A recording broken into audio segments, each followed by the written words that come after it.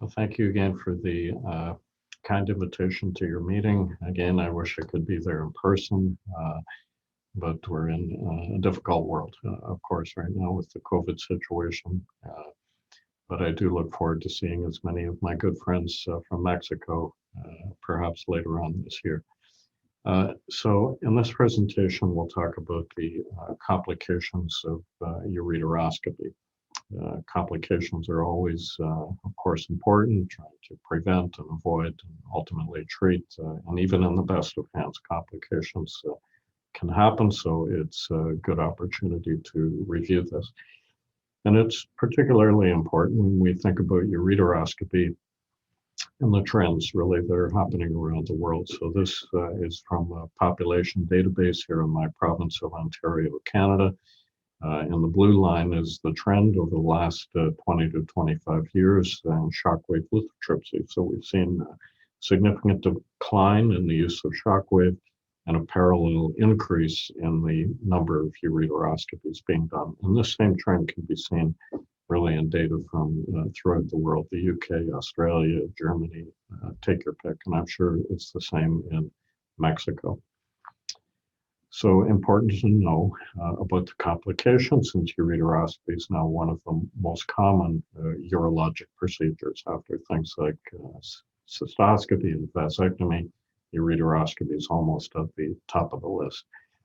So if we look at some of the data, what's the incidence of complications? This is from the CROWS database, close to 12,000 patients, and an overall complication rate of 7.5% approximately. It seems a little bit high. Most of these things were minor, but I would highlight that in that series, there were actually 5 deaths, mortalities from what we think is a pretty straightforward and simple operation, if you like, and 5 patients had the worst outcome. As you're investigating papers and so forth and considering complications, different ways to classify, I'm sure we're all familiar with the Clavian system of complication classification, Clavian 1 and 2 being minor things, and 3, 4, and 5 being the more serious complications. Another way to do it is a simple classification of intra-op or post-op and major and minor, with the items that I'm sure we're all familiar with that are listed here in this slide. I think sepsis is the thing to really highlight. And if we look at some of the series here where the worst outcomes occurred, that being mortality, quite often it was due to sepsis. You're working in a closed system when you're working with the ureteroscope, and sepsis can result in very serious things, even mortality, as we've described. What are some of the risk factors? Things that I'm sure we're all familiar with: diabetes, female gender, working for a long period of time, doing larger stones, more complex cases, more medical comorbidities overall. And if there's been a positive pre-op urine culture, all of these things should call attention to adequately treating infection before doing ureteroscopy. There are different antibiotic protocols that are suggested. And this one, though, I think is practically what we do, and that is we obviously treat any infections that are documented by culture ahead of time. But in the standard patient with a negative culture, it's a single perioperative dose of IV antibiotics, something like Denstedt, for example, in this study from Ben Chu and colleagues supports that approach. A more contemporary look at the complication rates come from Olivier Traxer in France.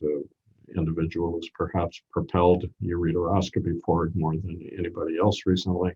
And the overall rate of complications, 15%, which again seems high, but most of these things are minor, including stent symptoms, which these days we sort of take as even being part of the procedure. And I think the main thing to highlight here is the very serious things. Clavian grade 4, for example, occurred in treating larger stones, 3 centimeters or more, is where we tend to see more complications. Now, the good news is that over time, the rate of complications has gone down from back in the era when we used very large instruments. So the perforation rate, the avulsion rate, the strictures have all gone down in recent times, but nonetheless still highlight a relatively recent paper showing life-threatening complications after ureteroscopy. Some of these due to sepsis, but others as well. Perinephric hematomas and bleeding and kidney rupture, probably from highly pressurized irrigation, and that resulted in nephrectomies in many of these cases. A practical point here, there have been some advocates for pre-stenting before ureteroscopy. That does make it an easier operation if you do that, but it turns it into effectively a staged approach with two operations to achieve the final outcome that you're hoping for here. And AUA guidelines have not supported that approach to pre-stent, and it's not our practice to do that. So usually we just do this as a single operation. Of course, prevention is something we want to keep in mind for any operation to prevent complications, and some of the fundamentals, knowing the anatomy, having the right instruments, knowing when to bail out, and that's pus in the kidney, poor visibility or bleeding, you can't see. Those are times to back out, leave a stent, and come back later. As far as the instruments go, in our general practice is a rigid ureteroscope in the distal ureter and a flexible ureteroscope in the proximal ureter and up in the kidney. And of course, there's been a huge improvement in this technology, which is now much smaller than it used to be. Over the years, we've seen all those improvements, and particularly on the flexible side, very small instruments will routinely go up, access to the entire collecting system, to get into all of the calyces and deal with the stones. Our guidelines support this approach, so flexible scope should be available if you're going to work in the proximal ureter and up in the kidney, and this is directly from the AUA guidelines. Recent innovation, of course, is the use of disposable instruments, and we get in here to the pros and cons of cost versus instrument repairs with the standard capital equipment, and really I think it depends on your environment and your healthcare system and costs and so forth, but really a tremendous engineering in these new disposable ureteroscopes.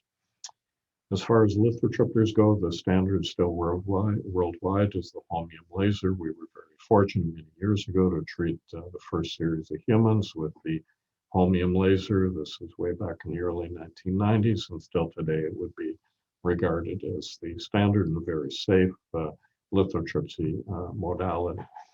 And when you're doing lithotripsy, of course, you want to have clear visibility, get the fiber close to or directly on the stone, avoid injury to the urothelium. As you work away, we could debate here dusting versus fragmentation of stones. That's a whole other presentation. But the main point as far as complication rates, though, is to just be careful, of course, and avoid injury to the urothelium. There have been other improvements recently in the holmium laser, including what's called the MOSES. So it's a two-pulsed technique that people claim, and may be the case, that it's more efficient and so forth. Something you might want to consider, but it seems to be safe and with no higher complication rates than standard lithotripsy. So moving on, during the surgery, safety wire has been part of the dogma over the years that every case should have a safety wire up. I think we've seen trends away from that recently, and certainly in our case, when I'm working in the kidney, I never use a safety wire. So I will typically always have one in the ureter, but if I'm working in the kidney, I think you are safe to remove the safety wire and can work away with a safe margin without complications using that strategy. What about ureteral perforations? If these are small due to a guide wire, due to the laser, they typically will heal up. The ureter is actually a pretty resilient structure and heal up without a stricture if the perforation is small. Of course, if it's a larger perforation, you do have risk of ureteral stricture. Submucosal tunneling and false passage, typically from a guide wire. Again, as long as you do find the true lumen and can get a proper guide wire established, most of these will heal up without long-term ureteral strictures. There's a lot of interest now in ureteral access sheaths. I must say I only use these in about 10 to 15% of our cases, typically when I'm working in a larger stone up in the kidney. But there is concern about the safety of these tools. We have some famous pictures here from Olivia Traxler showing ureteral injuries from access sheaths. And I think the main practical point is don't force it. When you're putting it up, make sure it's going smoothly. If it's not, you should back off or you will end up with an injury like this. There's also a lot of interest now in the pressure in the kidney. I think we're paying more attention to this to try and decrease the pressure from pressurized irrigation. And we might even see instruments coming out in the near future with pressure gauges on them that will report back to us when the pressure gets high in the kidney. If you do work with too high of a pressure, this can be the outcome of perirenal hematoma, which, as I've said earlier, can in some cases has led to nephrectomy. So be aware of the pressure in the kidney when you're working. Submucosal stone, if you push a stone outside the ureter, if it's way out there, I would just leave it on the retroperitoneum.